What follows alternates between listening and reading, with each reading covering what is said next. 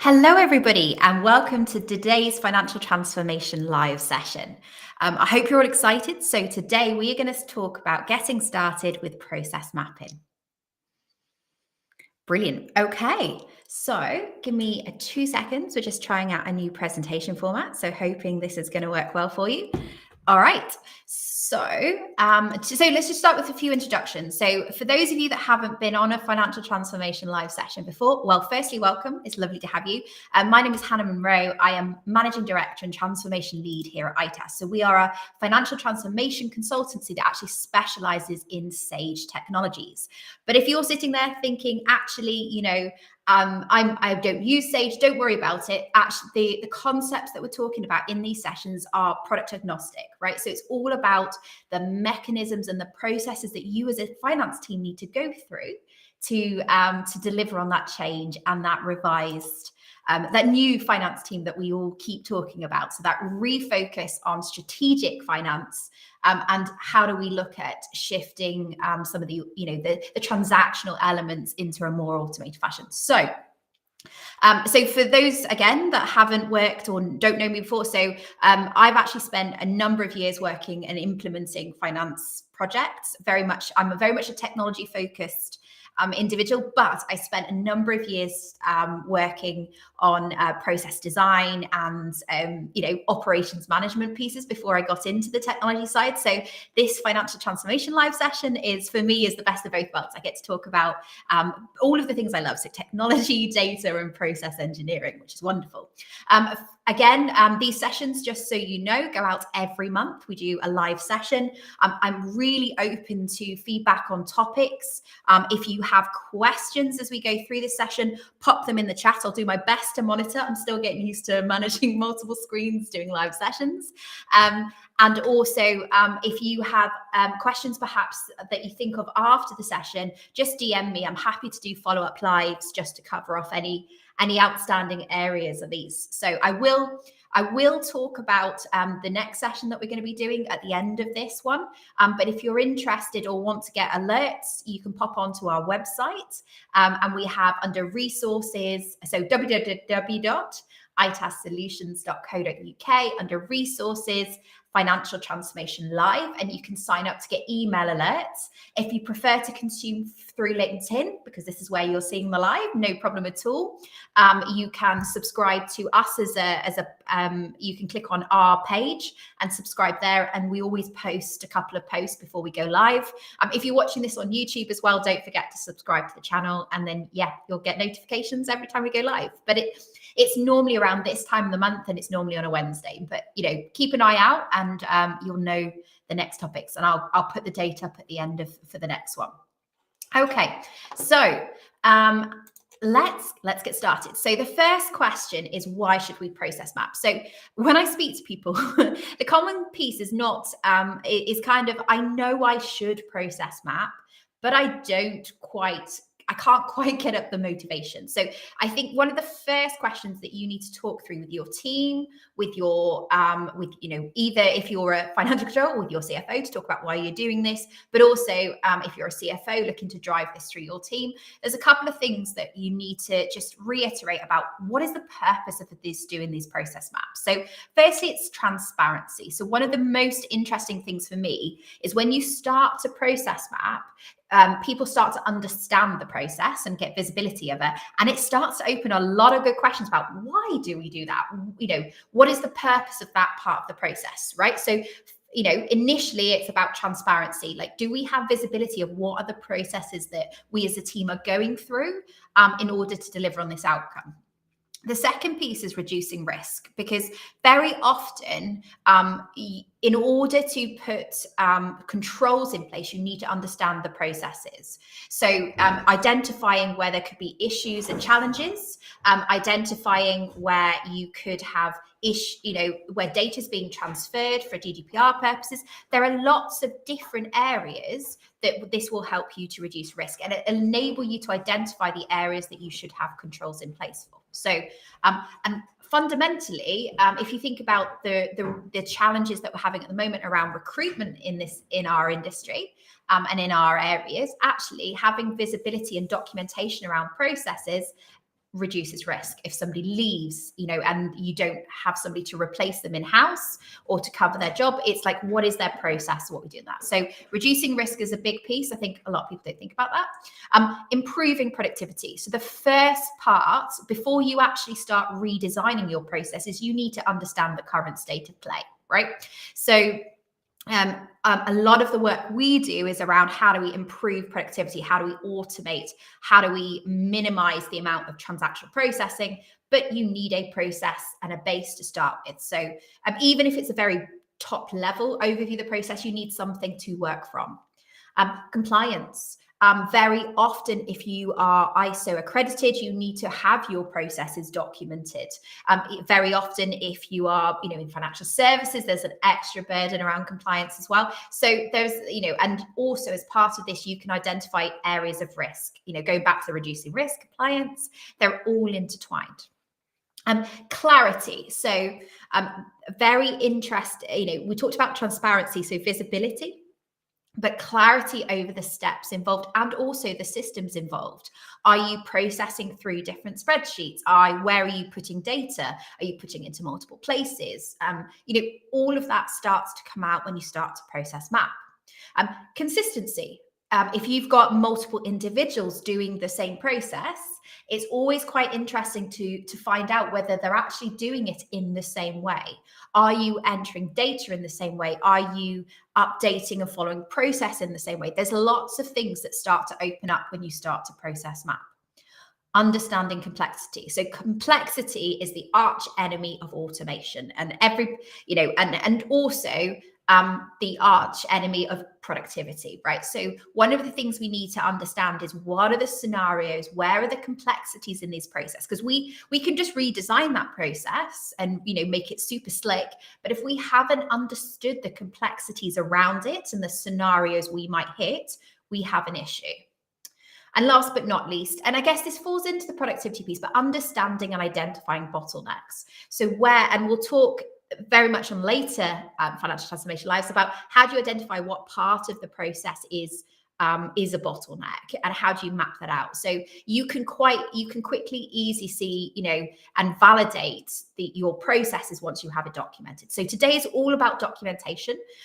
We aren't going to be covering, just for anyone that's interested, we're not going to be covering re-engineering, which is redesigning processes, because we've got enough to cover with just documenting, but that will be the topic for the next financial transformation live. So again, we'll put those links in the comments, and you guys can to follow that. So Soph and crew, if you're listening in, if you could pop the links into the next financial transformation live, for those that are more interested in the re-engineering side, that's going to be our next session. Okay. So for me, process mapping is a journey, not a destination. So if you think you are going to spend 3 months mapping it and then you're just not going to touch them, then you've not really understood the power and the reason for process mapping. Okay, so process mapping in itself is a mechanism to enable the ongoing review of processes, to enable the training of new individuals to learn those processes. It should not be an end goal. It is a tool that you use in your journey, your financial transformation journey. So I think that's really key. And so that's when you start to think of it like that, it becomes less of a big deal, because we'll talk about some of the challenges, and I think we might move straight on to that. But why do teams avoid process mapping? So firstly, it's a lack of time. And to be really honest, it's a lack of priority put on process mapping. So if you genuinely are looking to streamline, improve productivity within your finance team, you need to give this some priority. You need to make sure that you and the team have understood the processes and you have a base from which to improve on. Because obviously a lot of what we do is technology, but actually technology works in partnership with good processes. And I love working with clients where they've got a base process. They send me a base process. I had one the other day, fabulous client, really excited about working with them. They sent me their top level processes. And it doesn't have to be in the design that we talked about. To be honest, I'm quite happy with just, I'd go with a photograph of Post-its on the wall, to be really honest. But actually having a basis of your core processes and prioritizing this mapping is really, really important. The second piece is that it can seem like a big job, right? And that's why I think that conversation about it being a journey is really, really important. So you almost need to step back and go, right, what are the processes we need to look at? Okay, and which ones are we going to focus on, or what ones are the biggest issue that we need to start with? Okay, so again, we'll talk about prioritization, but you can take a few different approaches to how you process map, and again, we'll talk those through. The third thing is they don't see the need. And this is always, I find, really interesting. So if we go back to that first slide, thinking about all of the reasons you need to process map, all of the benefits and shifts that you're going to happen, it is the core to any financial transformation project. Really is getting hold of what your processes look like and what they're going to look like in the future. So you know, if that is the case, if you're sensing a reluctance, you need to understand that reluctance from your team and drive it forwards and give it some momentum and some priority. And the fourth and the most common, which is kind of why I did this session in particular, is people don't know where to start. It seems like a huge issue, or a huge job that they think that's going to be given to one person to do it all. So actually, that's why I like to think of it differently. I don't see it as a project as such. I see it as an ongoing piece. Okay. So how do we address all those concerns? How we get the team engaged and ready to process maps? So the first thing is focus on the areas that matter, right? So you will have certain processes that you need to prioritize. So if you don't know what they are, then I would really, really suggest you go back to the two sessions we've done previously on Financial Transformation Live. So one of them was obviously running an Excel audit, because it's quite interesting. Well, that shows you up in terms of where you're using Excel, and you could focus on those processes where, you know, Excel is being involved a lot to understand that shift.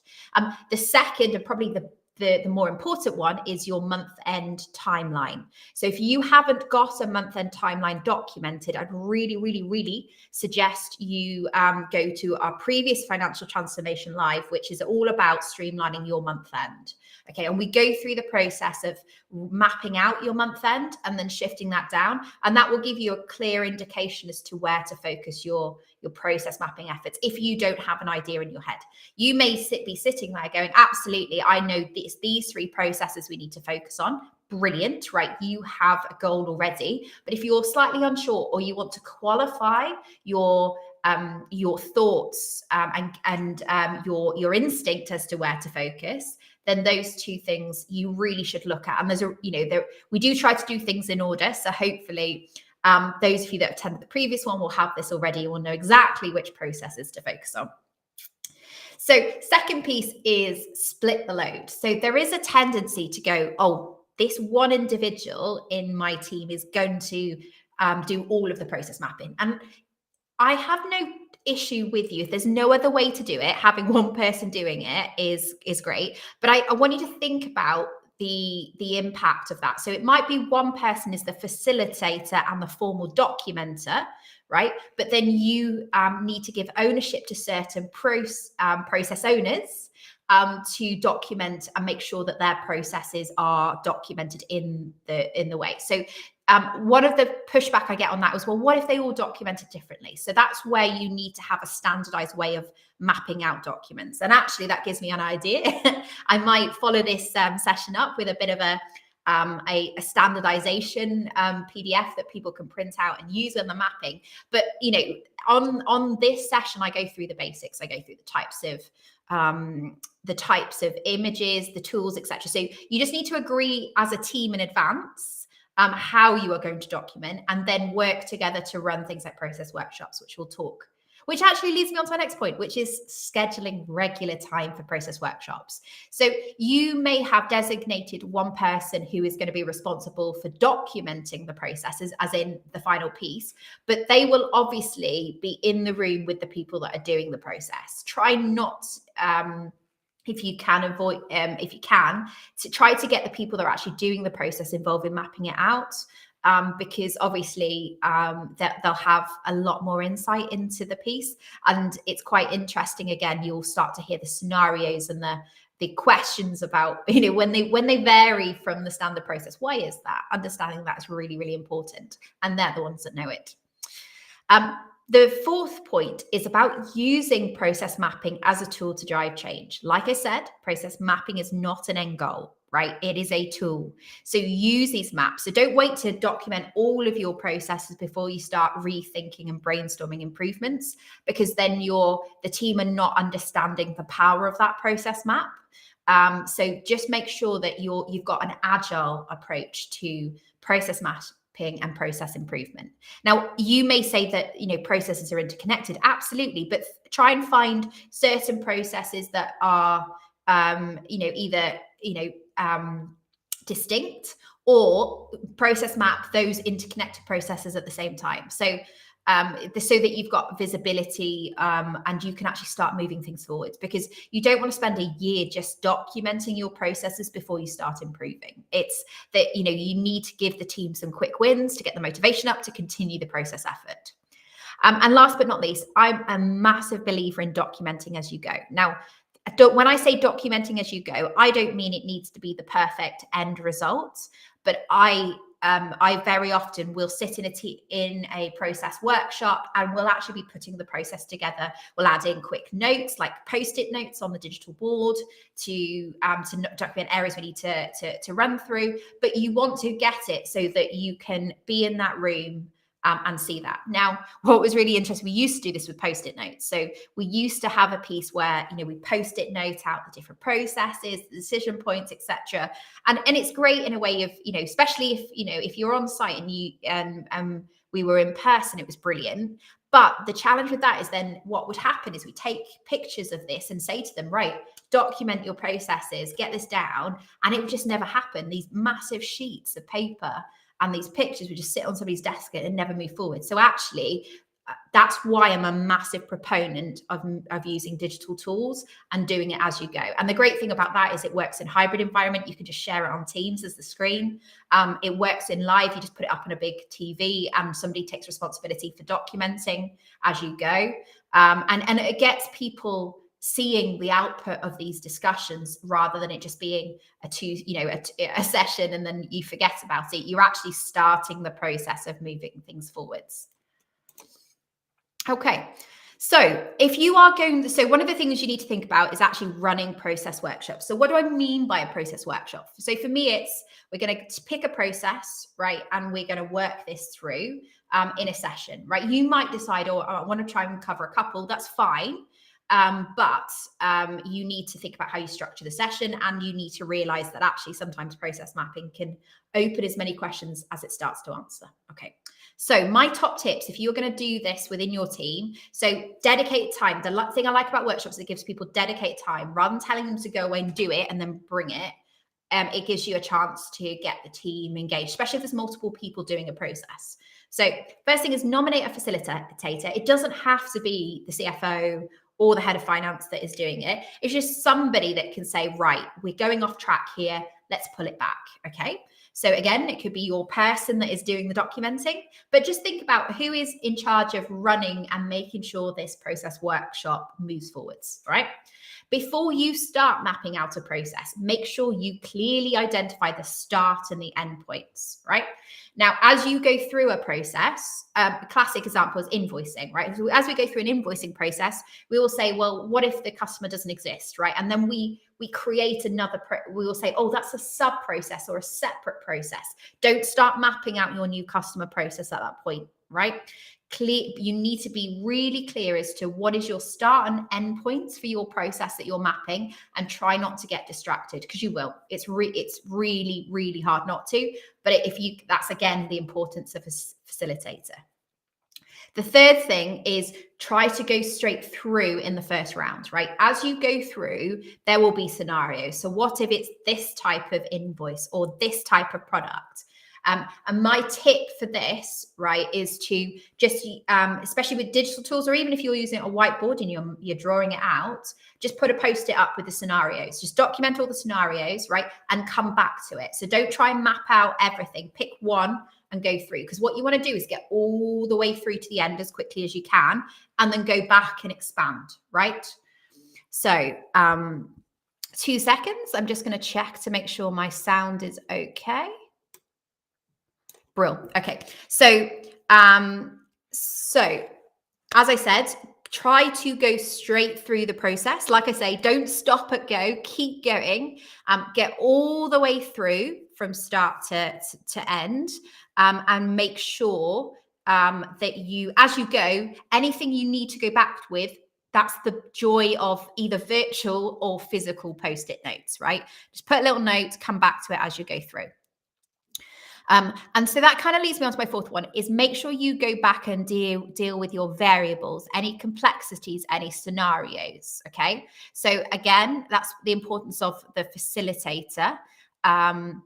Is actually making sure that you're documenting all those variables, those complexities. Now, it may be you need more information to go away. Just make a note of it. Like, don't try and get as much down. It's almost like a brain dump, I think, of these process workshops, of everything to do with this process. It could be documenting just sub-processes. Oh, we need to go map that out. It could be documenting, oh, we need to speak to sales to talk to them about how they're doing this. So just think about, just almost using it as a way of highlighting, this is as much as we know. These are all of the scenarios that we think about. These are all the things that we need to go away and find out more about. That's what you want to get down in these process workshops. And then you can come back with all of the information and re-talk it through. So we talked about documenting as you go, and it's really, really important. If you have the option to have somebody sitting there and putting it together, it doesn't have to be somebody that knows the process. Sometimes, like, you just have somebody in your team that's really naturally technical and quick at doing this kind of stuff. They're a great person to volunteer for documenting.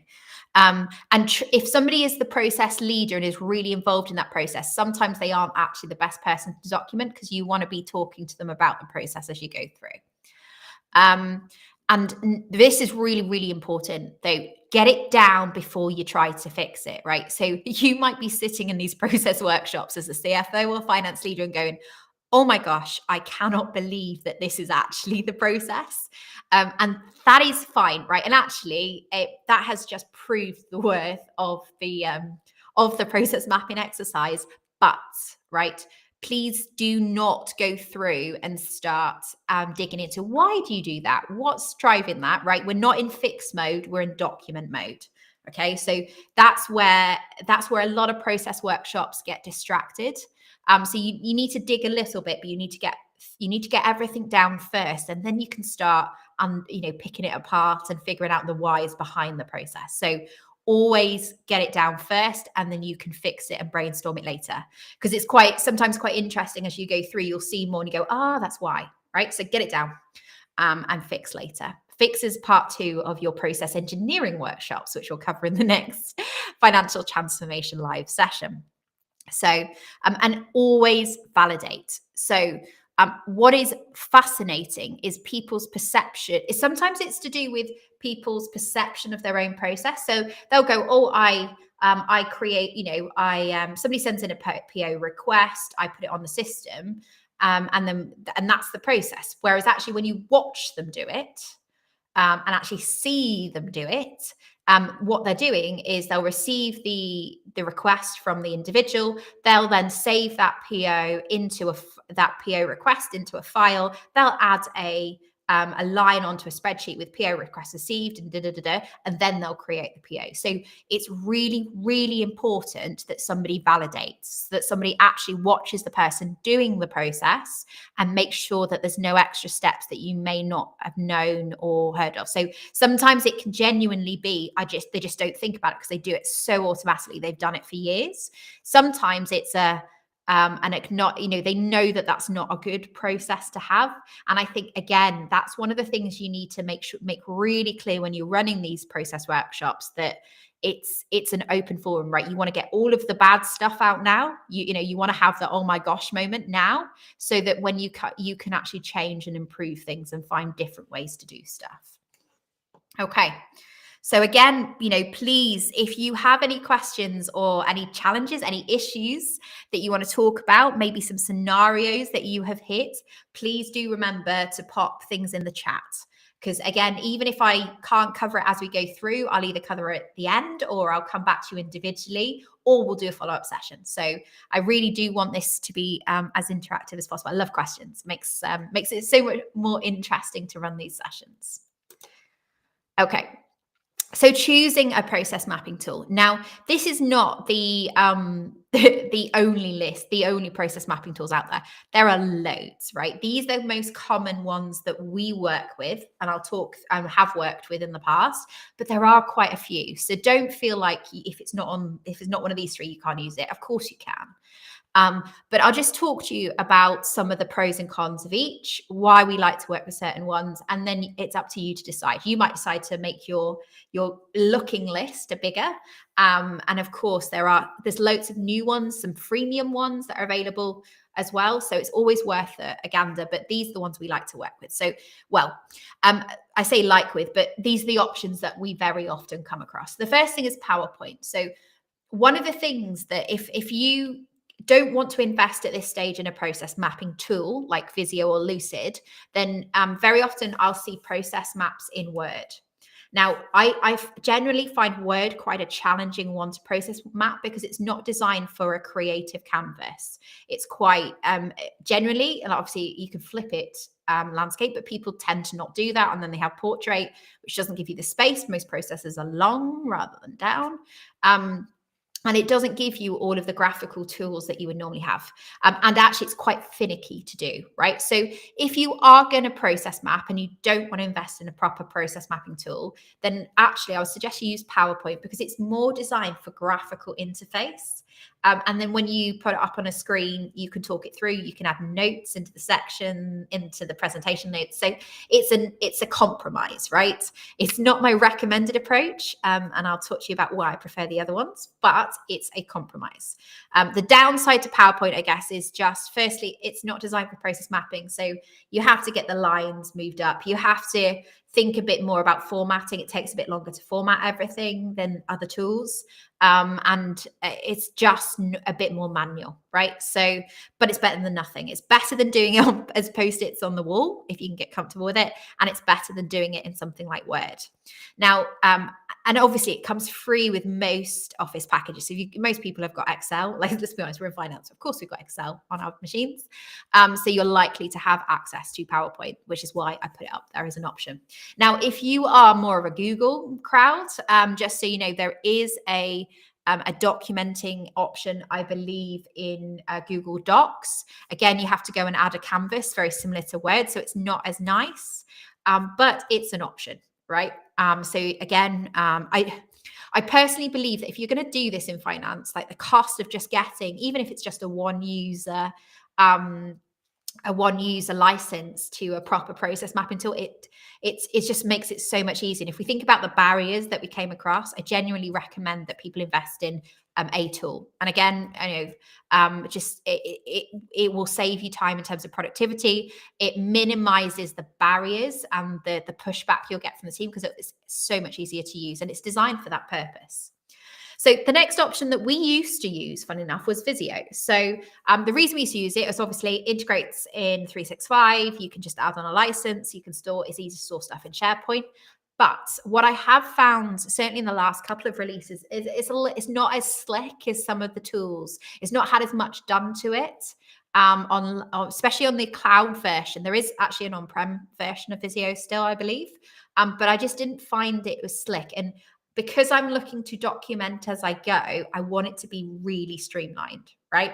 I want it to be super easy for somebody to pick up and just start doing. And I want it to be quick. So I don't want to have to go and drag stuff. And I really liked when we started working with Lucidchart, how easy it was to do it on the go. Okay, so Visio is a good next step, right? So if I think about these in order of preference, right?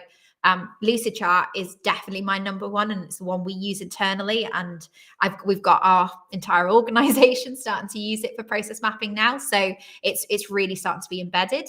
And it's easy for people to just pick up and use. It doesn't take a lot of training. Visio's similar in that at least it's a tool designed for process mapping. So it's easier for people to pick it up, and it tends to be a lot quicker than maybe doing it through something like PowerPoint. But again, you've got to pay for the Visio licenses. And like I say, so Lucidchart, so a couple of reasons I like it is I like the way it shares. I like how easy it is and intuitive it is. I like how it does automatic lines. It's quick and easy to color things, to do swim lanes. It's drag and drop. I just generally find it very, very intuitive. And for me, getting people to do this and to get them used to doing this on an ongoing basis, it needs to be easy.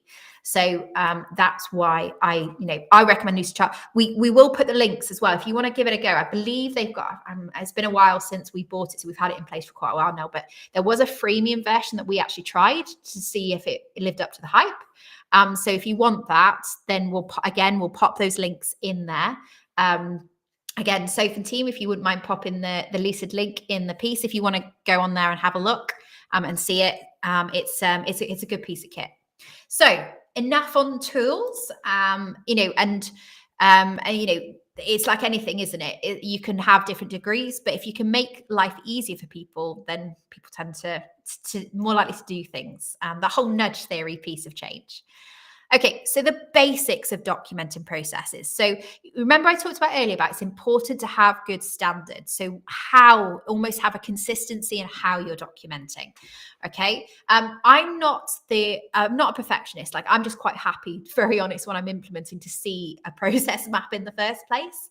But if you're going to make this an ethos within the team, and you genuinely want to make it a skill that you as a team have, then it's worth just going through what are the different shapes that you would use in a process. So you always start. So circle is normally a start. This is where we start the process, and obviously a rounded rectangle is normally the stop. So you can clearly identify. And before you start, remember I said you have to identify the start and the stop. What is the output and what is the starting point you're going to map from?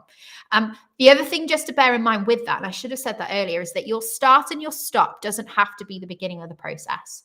For instance, it could just be the beginning of the process that you receive it in finance, or part of a process that you're going to map, so you can chunk it down.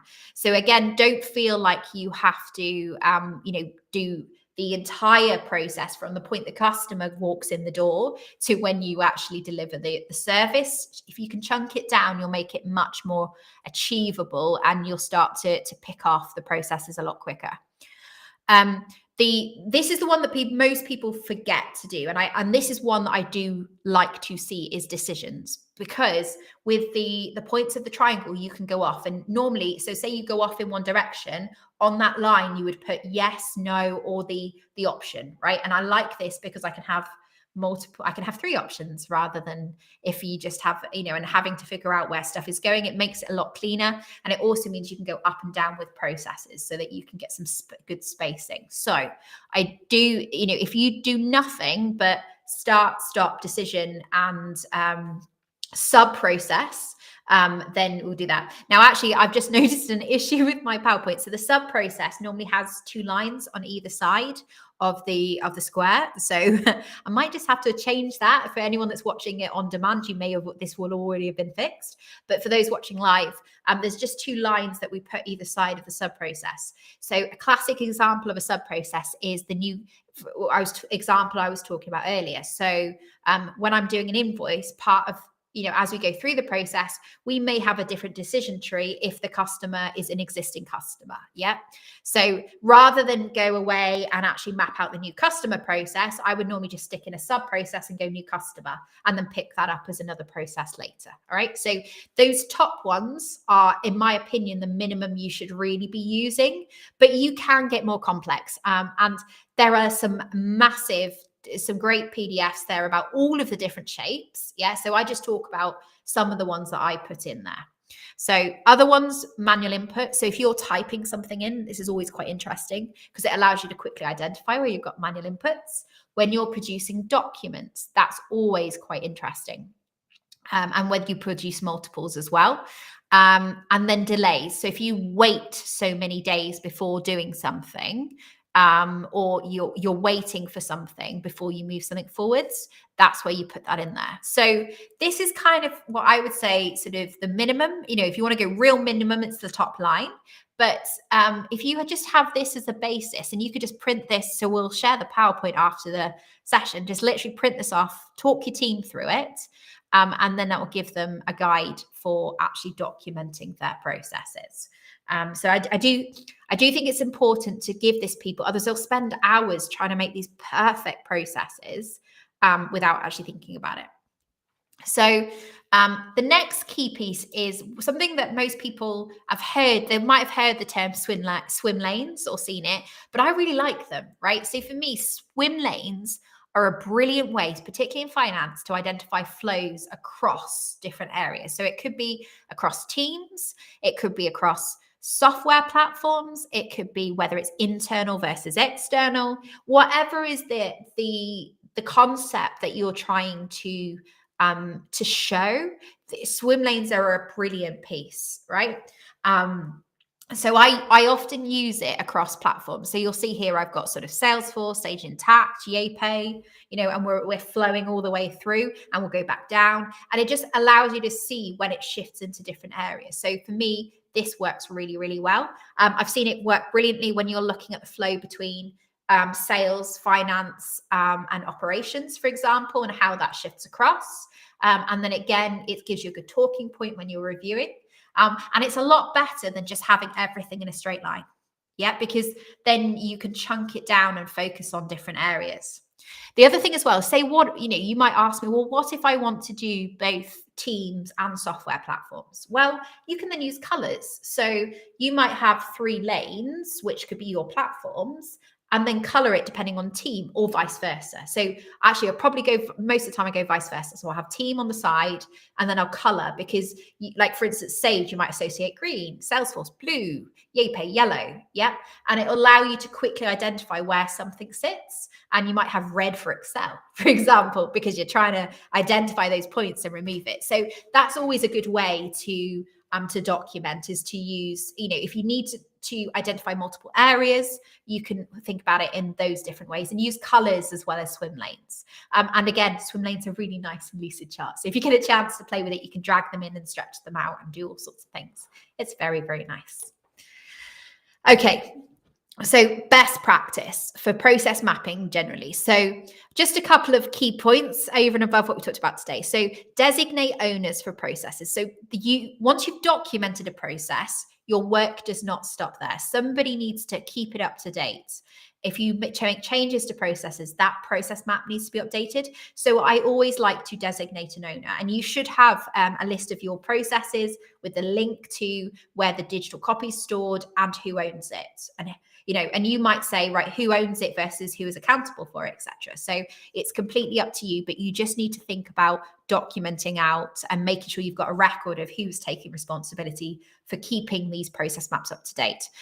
If you think about the concept of a business plan, right, you would have heard this before. You don't stick a business plan in a cupboard and never look at it. Your business plan should be a living, breathing document that changes and you can continuously refer to. It's the same with process maps. If they're printed out in a booklet, in a folder, sat on somebody's shelf and nobody looks at it, you're not using it to its full potential. 2, digital. We live in a hybrid world of working digitally. Some people may want to print out and laminate, or have a folder on their desk if that is how they are so inclined. But the problem with that is that every time you make an update to a process, because you're in this transformation journey, you're constantly reviewing your processes, you need to reprint that document and keep it up to date. So the best way to work with processes is to make them digital and access them digitally when you need them. This is a conversation we have about multiple screens. So just rather than having a folder, to side of your normal screen, ask for another screen, have it to the side and work from it in a live environment. And again, have a process, and I should have put this on there as well, have a process for feeding back where processes aren't up to date. So if you notice, I'm doing something differently, there's questions you need to ask is it me? Am I not following the process, or does this process need to be amended? So those are those flows of feedback need to be discussed and agreed upon, and you need to make sure that is happening on an ongoing basis. Next thing is add notes and text. You can drag text boxes in, you can have post-it notes with key things to think about, all of that, but just don't make it a massive text. A lot of people will have Word documents for guides working through, and I agree with it in principle, but very often that can almost be overwhelming. So if you're going to have that level of detail in a Word document, make sure you have a top level process map to support it. Yeah.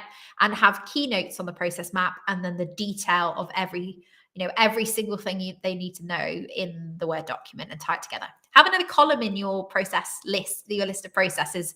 So it'll be name of process, process owner, Visio map or Lucidchart map link and URL, and online Word SharePoint link as well. Review them regularly. We talked about constant feedback, but as a team, you need to be regularly running process workshops. You need to be going back and thinking about those processes that you've reworked. We've made the changes. Are the process map updates? What's next? And continuing moving that. And they should be good enough that a new finance person can look at it and know where things are going. If you're doing other things, other steps in a process that aren't on that process map, then to be honest, you need to make sure that you've gone back through. And normally what I find is if that's happening, it's probably because you haven't validated the process. Remember, I said that last step was to actually work it through and watch somebody do the process. That's really, really important, because then it means that when you look at that process, it's correct and it's in enough detail. Okay. So big deep breath. I've been chatting you guys for about 40 minutes now. So I'm really, really hope you're finding this useful. Again, please do ask questions. Even after the session, I'll pop back and keep an eye on the comments, or you can DM me directly if you'd like to. But our next session is about re-engineering. Okay, so that means redesigning the processes. We're going to go through tools and techniques for brainstorming solutions and for thinking about that, how to identify and the things you should know in terms of before you actually even start re-engineering and doing that. So that's very much about process redesign. But the first step is the process map. So we did this session. So hopefully you guys can go away, just pick one process for the month and actually start, mapping it out and documenting. And then when we come back next time, I'm going to give you the tools and techniques for running re-engineering sessions and things that you can think about in terms of reworking the actual processes. So, okay, and that one is on the 26th of April at 11 a.m. If you'd like to sign up, again, the link will be in the comments, so you can actually literally just click on it and sign up. And as I said before, if you're not following us on LinkedIn, please do. You'll get alerts on this and anything else that we're doing. We do lots of different pieces of content, loads of guides that we publish, both on Sage and also very top level, so product agnostic. So please do keep an eye on that. We also talk about the CFO podcast. You may notice the lovely sign behind me. So I also, if you haven't heard it or downloaded it before, the CFO podcast is available on Spotify, on Apple, and all the big podcast platforms for you to download. So, and we do publish these sessions afterwards, on the podcast, so people can listen and engage with it in that way. But obviously, for those that are maybe listening to the podcast, I really would suggest you guys turn up to the live, either on LinkedIn or YouTube. One, because you can ask questions and you can, you can ask me where things are going. And also we can keep you up to date with the pictures, etc. So things like graphics, like the sections aren't as good on there.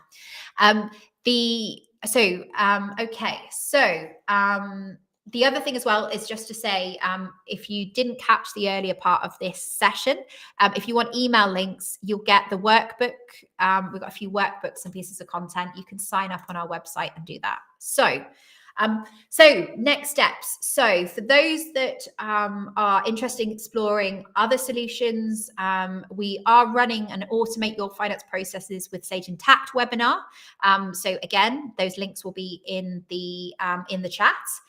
We have Getting Started Guide to Streamlining Your Processes. So this is a great pre-read for my next session. So it's, if you're interested in actually not just mapping processes, but actually starting to streamline, there's some great content in there, some food for thought. It's a massive document, so when you load it, don't be worried that it might take a while to load. It's huge, and to be honest, I could shed loads more to it. But it's a really good starter for 10. We've got some input from some academics and people that have done agile. So just processing that through. We've also got a quick top-level blog on the different tools, which you can download. And again, that's got the links for things like lucid charts, and pop those in there, and we'll go there. Okay, so before I move on, I'm just going to have a quick look at the questions because I've just seen some coming through. I think my my chat is a little bit delayed. I had a question around, for finance systems, what's the best type of process map? So I think it depends on the type of process. I don't have an opinion about the best way. I think it more depends on your organization. I tend to find that just getting a process map together with, I prefer swim lanes because very often finance is interacting with lots of different areas. I will also support that with documenting things like time spent, volumes, etc. And I'll talk about that on my next session. So I don't necessarily believe in being ultra specific to a particular methodology when it comes to process mapping, because I find that actually if you make it too hard for people to do, then they don't do it. So I like to use a combination of different methodologies. I am, as you will see, I put that in there. So I am a big fan of swim lanes, especially cross platforms and products and teams. So they're a really good way. I also, like I said, I use colors and things to identify. And then we'll talk about how to map out, like time spent, volumes, etc. So you can identify bottlenecks in the next session. So that's all part of the next session. Okay, how to get this presentation. So what we will do is we'll put in the link to the web page on our website, which has the presentation, which will have the video, the live, the actual video recording. You can actually as well there access all of the previous ones. So we'll put in the link to the top level page, as well as all of the existing ones. So Tam, if you wouldn't mind popping that in there as well.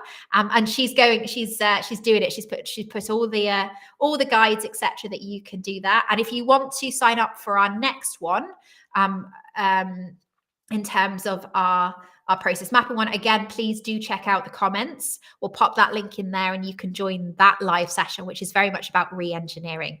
And if there's anything else you guys are missing in terms of links, maybe you can't find it, just direct mail me, or put another comment on there and we'll pop that in there so you guys have it. So I really hope you have found this useful. It's been lovely to have you guys here. I think this has been our biggest live yet, which has been fabulous. So if you have ideas and thoughts for future topics, either if you can put them in the chat or send me a message direct. I'd love to hear from you. If you then go away and you have a list of questions and you didn't want to maybe put them on the chat, you want to talk about them, just message me as well. Because actually, if you're thinking, these are the questions I have, it's likely that somebody else is thinking the same thing. There's never such a thing as a silly question when it comes to learning. So please do to reach out, and I'm happy to arrange a follow-up and which we can send out. So thank you so much to everybody for joining us. It's been a great session. It's great to hear your comments, see you interacting with the content. I hope you find it useful, and stay in touch. And I'm really looking forward to seeing you at our next financial transformation live session in April. So take care, guys. Speak to you soon.